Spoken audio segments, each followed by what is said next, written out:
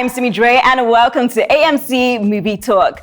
Our guest today is literally the baddest in the game. See ya, I switch on my phone, he's there.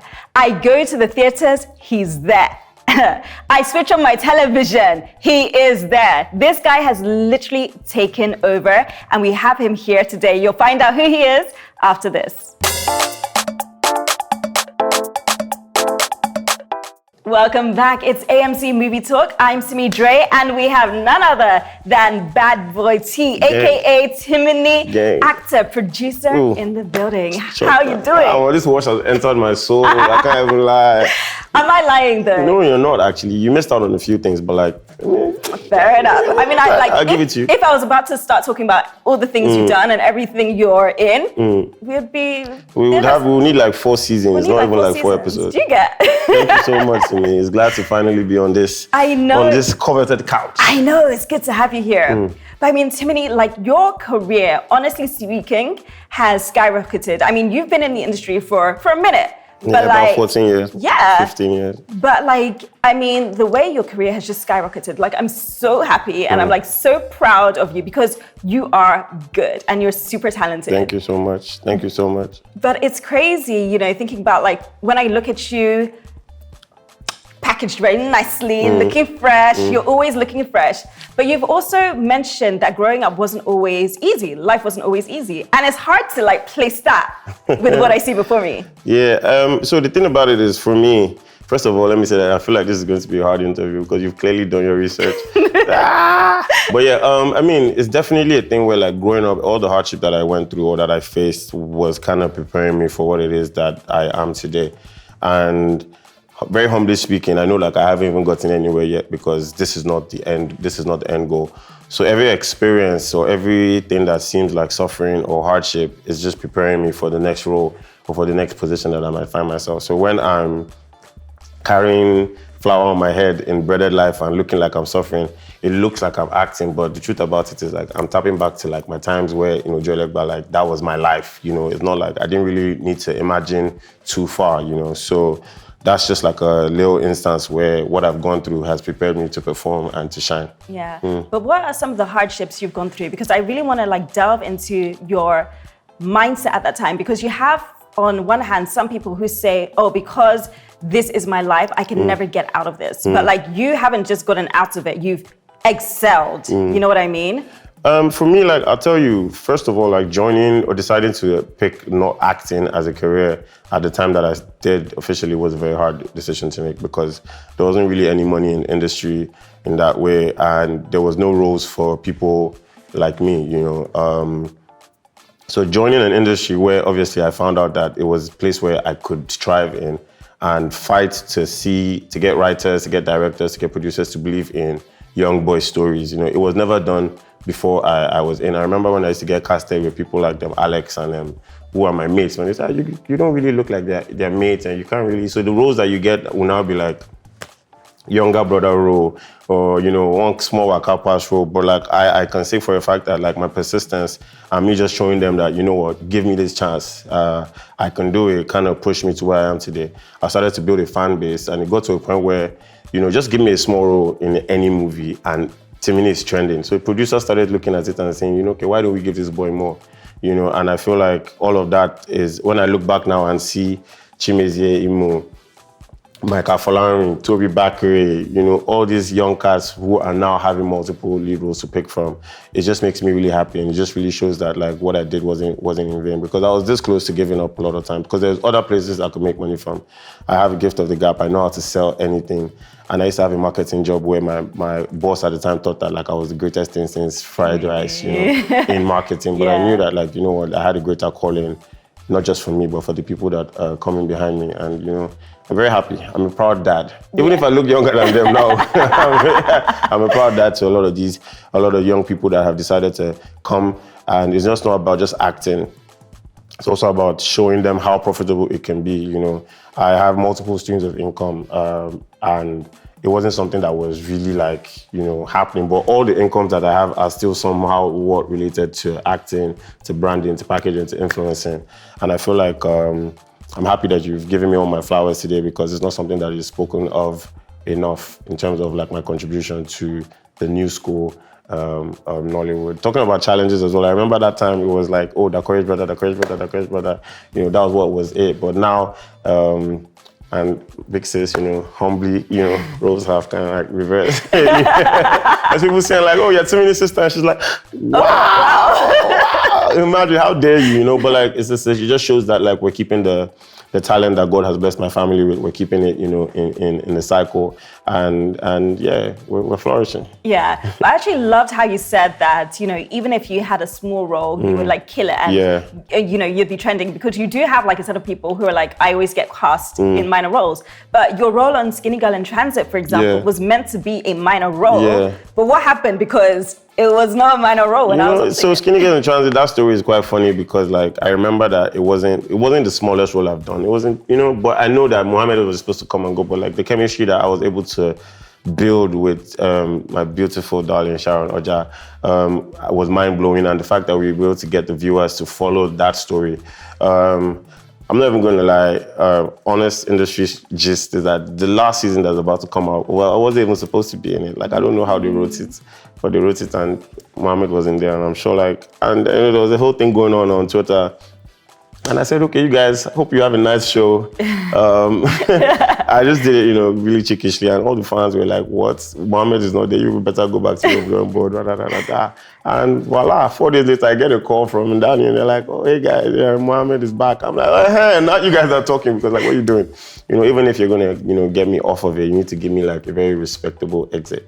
And that's all I talk about, impact. You know, it's not, my story is so crazy, because even from when I was an extra on Tinsel, I remember Tokwe Oshin used to be my director then, but all I used to do is just, you know, I didn't used to have lines. I always say this story, I've said it a few different times, I never used to have lines. I'll just have like expressions, and like every time I see a chance to use my voice, I just let my voice be heard. And Tokwe was just like, you know, this guy, I'll call you one day. And then Sugar came and she called me for closed auditions for Sugar. I didn't deserve to be in that room. And if I was just going off of like the fact that it's a small role, let me just do my own part and go, like I wouldn't have been given that chance. And when I saw that chance, the Bandele, may he so rest in peace, all I needed was 2 minutes of his attention, and I got the role of Toby. Toby now went on to be the only Nigerian character that spanned across 7 seasons of MTV Sugar, you know, so yeah. So it's all about small beginnings and just taking opportunities when you get them. I know, because we actually met while you were on Sugar, do you remember? Yes! Do you remember? I don't remember. I thought I met you when you were working in radio. Yeah. Okay, yes, I came to you. I was like, what I think about you with the radio, like, yeah. And I remember that, you know, I also saw that you were so good at it and you were so charismatic, and seeing where you've come and how far you've come as well, it just shows that we're kind of like telling the same story. All you have to do is just, you know, take every opportunity that you get and wait for that big breakthrough. I would also put a lot of God factor into like where I am today, because it's actually crazy when I think about it. 14 years of consistency, like, and I'm not even trying to toot my own horn, but like, there's never been a time that I've been out of work, or there's never been a time that I wasn't in a major project like TV, YouTube, terrestrial, whatever, streaming platforms, you know, it's crazy. And I thank God, and I'm just really excited because I'm trying to see where he's trying to take me to, but I know that like, it's time for another level. What that now level will be, I guess we shall see 2024. Definitely, we shall see 2024. I mean, I don't know where God is taking you. I know it's going to be like amazing, but right now I can tell you where this show is taking you. It is taking you to another level. Let's go. Wherever it is, I got you. As long as you're there, I'm there with you. All right, so we're going to play a little challenge. Okay, cool. After the break.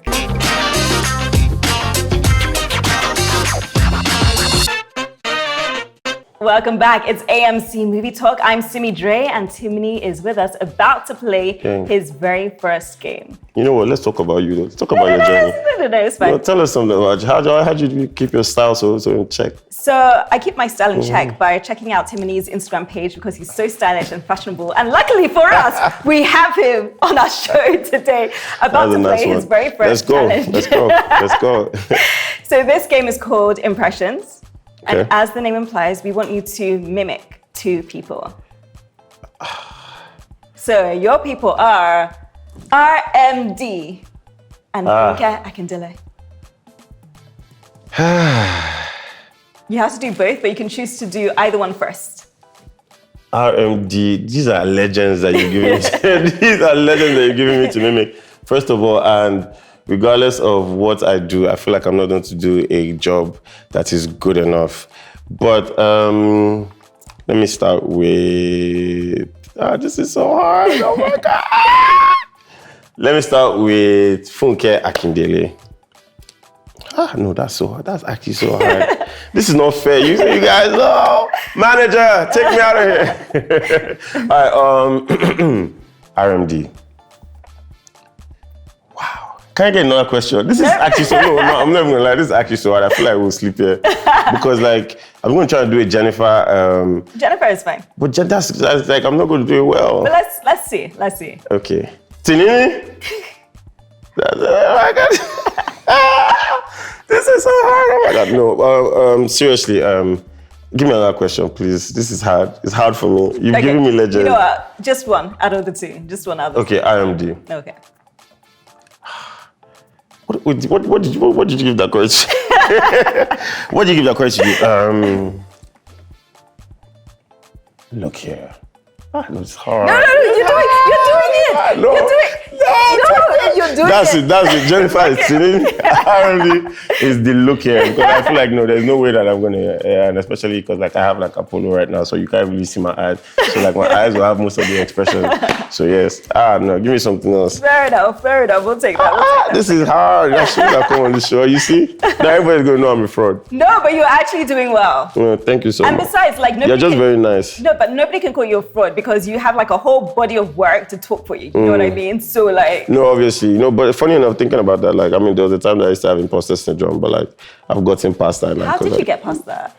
How did I get past that? I feel like when people repeatedly trust you with projects, Kayode Kasum, Indani, AzamTV Sugar for 8 seasons, or when people repeatedly give you work, it kind of gives you that reassurance that it's just not a fluke and it's just not a walk in the pan thing. Also, it came from a place of having to fill like big boots. Dakore is a phenomenal actress, and trying to show that, regardless of her name, I could still shine. It just made me seem like whatever it is that I did in terms of performance was not strong enough. But look at me now, I know, look at you now. I mean, we have spoken about like some of the, amazing achievements you've done. But I mean, there also has been like some not so great things. Yeah. So at one point you were decast from a role for not being able to play the guitar. Tell us about that and how, you were able to take that. This industry, like a lot of you guys don't know that this movie industry is not all, glitter and glamour. What's this guy's name now? I don't think I've ever called his name, but what's his name now? I remember his name when I was telling the story. But yes, I got cast to play a character, and there was a lot of other actors in the project, Mufe. We had gone through the whole process of doing like the script read. We had gone to, start to bond. We'd gone to camp. We were just happy, like vibing. So you've already gone far. We're already on set, I think I did shot like one scene. And yes, Toka Makbor. Good afternoon, sir. Look at me now.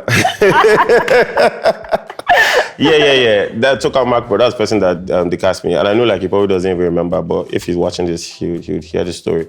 And he's like, okay, now I'm not going to have to make him sound nice in the story so that he doesn't, but like I really don't care, honestly. But I was like, okay, so the character was supposed to play guitar, and I was like, okay, cool. Remind me now, normal, when you get to post, you put the sound and all of that. He's like, no. He was just trying to teach me how to play guitar. And I'm sure there's people that maybe are quick learners like that, but I know like they paid for music school for like 5 years when I was in Green Springs, and I still couldn't put a chord together. Not everybody has those type of musical talents. And he was trying to explain to me how to play the guitar. I couldn't get it. He got pissed off and he said, you know what, they should bring him another actor. And I was there, and I remember it was so hard for me because like I knew that I deserved to be there. I knew that I could kill the character easily. Like it was just one of those things that I could do for my sleep. And all of it because I couldn't play the guitar, this guy was really to cast me. And it was the embarrassment for me. So I go to the back of the set and I called the choreo and I'm like, this blessed child of God, because I'm not sure you can curse on TV. This man just cast me, and she's like, why? Well, she's like, yeah, he said that, And she I think I cried a little bit. And she's like, you know what, those are the things that, you go through and then you just, dust yourself off and try again.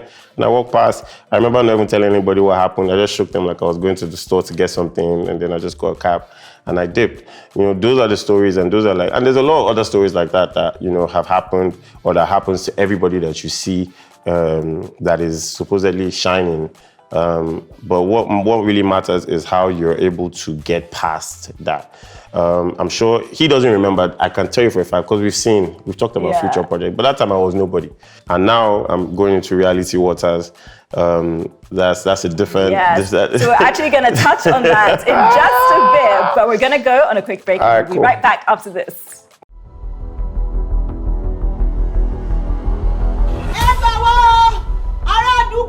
Who is here? Hey, madam, can you stop with the shouting though? You are not the only one in this elevator. Stop giving me a migraine. Oh, God. Brother, please mind your business. Mind your business. Let me mind my business. Please. Check us see. I sure know Simi there. I older than they only put.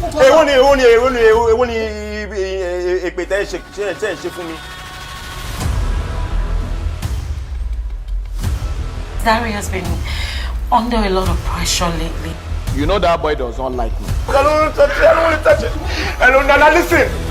No, I'm not putting my hand in this man's vagina. No.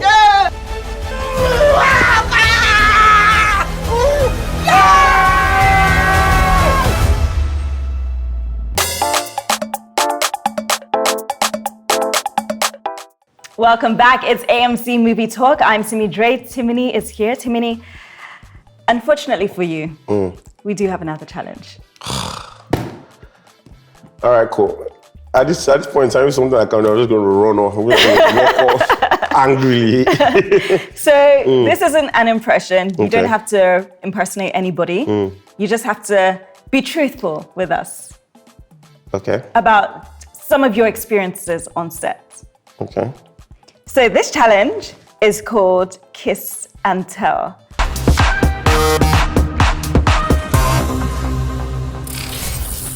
And we want you to rate these three lovely actresses.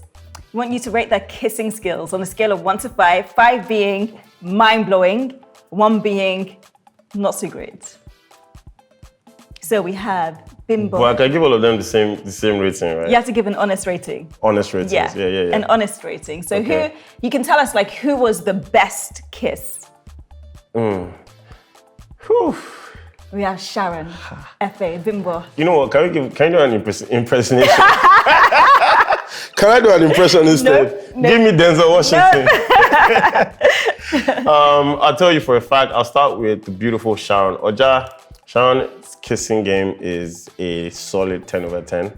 And the truth about it is, first of all, just so I make this clear, the kind of kisses that we kiss on screen are not really the kind of kisses that Simi and our husband kiss. It's just, but just from obviously what I've experienced on screen, Sharon is a 10 over 10. Ife comes in, slightly behind with 8.5 over 10. And then Bimbo, can't lie, Bimbo almost bit my tongue, not my tongue, but my lip in one of those scenes. Because Bimbo is very playful, so it's very hard for us to actually, especially when it's romance, because she's my G, she's my G. Every 2 seconds we're doing jabs at each other. So even when we have to do kissing scenes and stuff, because of the humor that is just surrounding the environment, I'll give it a 6. But the thing about it is a 6. But the thing about it is that when you watch the kisses, Bimbo's kisses, me and Bimbo's kisses, or whatever character it is that she's playing, it'll definitely look the most magical. Yeah. And that's what I'll say. Fair enough. But nonetheless, it's a 6. Fair enough. Sorry, girls. I mean, it's so crazy because these are my biggest loves in Nollywood that you just put together. I love you guys. And we love you too, Timini. So, Timini, before the break, we touched on the reality show. Yes. Ebuka Turns Up Africa. Tell us about this show, because obviously we saw all the posts on Instagram and we're like, yo.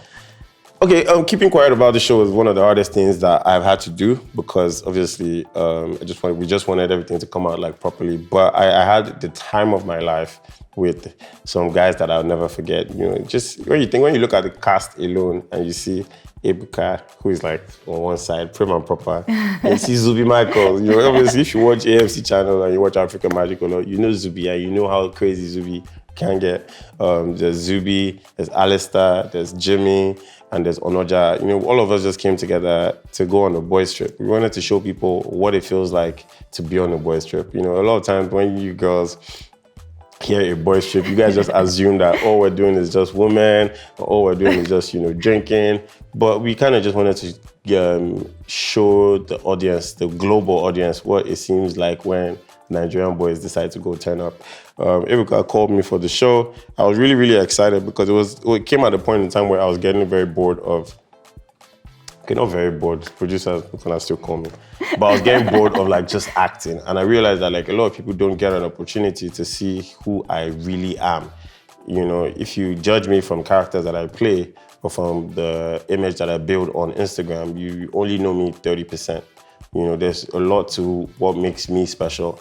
And having been on this reality travel show was an opportunity for me to show the world that, you know? So we definitely gave you guys a show and I cannot wait until it comes out and it is nothing like, I remember asking Ebuka, okay, please, this show that we're doing, which show can I watch to kind of like just see like reference? And he's like, there's never been anything like that that's been done in the world. Yeah. Yeah, it's pretty excited about it. So obviously we have had like quite a few reality shows come out in Nigeria recently and most of them contain a common theme, basbos. Is there basbos with this show?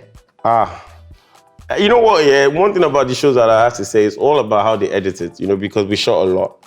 There was a lot of basbos, there was a lot of emotional back and forth, there was a lot of funny moments. So it really depends on what the editors and the platform decides to show the most of. But if anybody gave me bass, I want to assure you that I replied with a stronger boss. Who gave you bass? Who gave you You bass? have to watch. Who do you think gave me bass? It's just that Who do you think? You're not going to tell Jimmy. Jimmy? Was it Jimmy? Was it Zubi?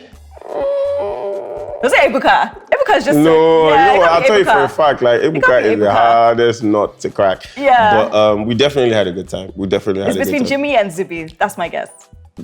Both of them. on different levels. But it was nice getting to experience them. You know, sometimes you see people in the industry and you guys are friends, but you realize that you really don't know each other. Like, you know, so it's nice for us to go on those trips and really get to explore. You know, it's so crazy because I've never been able to successfully go on a boys trip. Me and my boys always planned. There's always been different WhatsApp groups. Brazil, Mexico, but it never really happened. So this was the first successful boys trip that I was on. And I was able to have it documented for you guys to see. Oh, we're excited. Cannot wait for it to come out. Thank you. Do you know what else we're looking forward to? What? Don't tell me marriage. No, we don't do that. We're not putting pressure. What else? We're looking forward to our next challenge. Our next challenge? After the break. Bye, guys.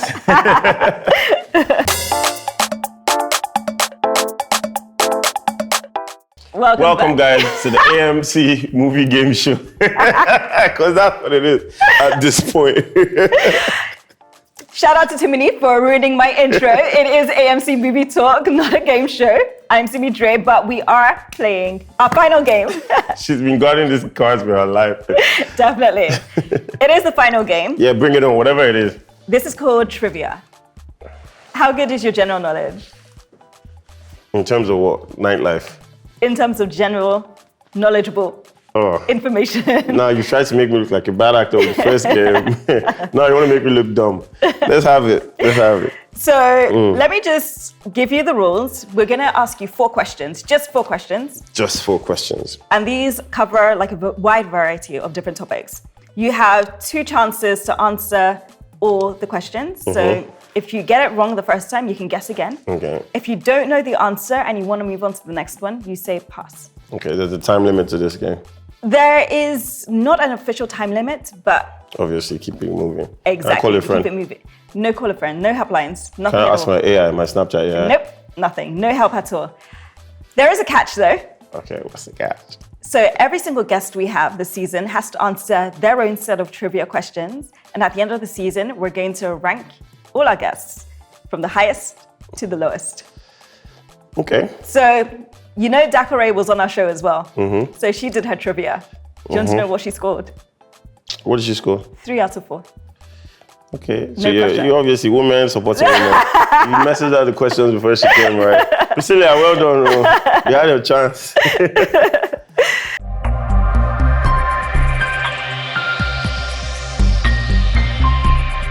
Okay. So your first question. What is the loudest animal on earth? Embarrass your fans. You've definitely embarrassed your fans and your followers. Loudest animal on earth. Pass. Do you want to guess? Pass. No guesses? Loudest animal on earth. Lion. Incorrect. You have one more guess? No helplines. Pass. Pass. Okay, number 2. You gonna tell me what the answer is? I will once we finish. Okay, wow. Number 2. The pop band I One need to Direction. go. Nope. The pop band One Direction consisted of how many people? One Direction. 4. Incorrect. 5. Correct. Thank you, Jesus. Havana is the capital of what country? That's question number 3. Cuba. Correct. Come on, stop playing. Don't play with me. I know everything. Give me your honest questions, man. Come on. Question number At least 4. 2. What is the square root of 5,080? I'm joking. Question number 4. Who played Wolverine in X-Men? Hugh Jackman. Correct. Oh my God. Give me my flowers, please. Give me my flowers. That was so bad. Out of 4. So the question you got wrong, what is the loudest animal in the world? That is a sperm whale. And you really expected me to know that. You could have guessed. Sperm whale. Yes, you could have guessed. Next time. Next time. That was a lot of fun. Yeah. Yeah, maybe just because I won. 3 out of 4. 3 out of 4. Not bad. Not bad. Not bad at all. But I mean, like another thing you're working on, A Tribe Called Judah. We've Yes. seen clips of that. It looks intense. That's the biggest movie coming out in 2023 on my, I was about to say but on G, no cap, straight facts. That's the biggest movie coming out in 2023. We all know that Funke Akindele is a master storyteller. And she really pulled out all the big guns for this one.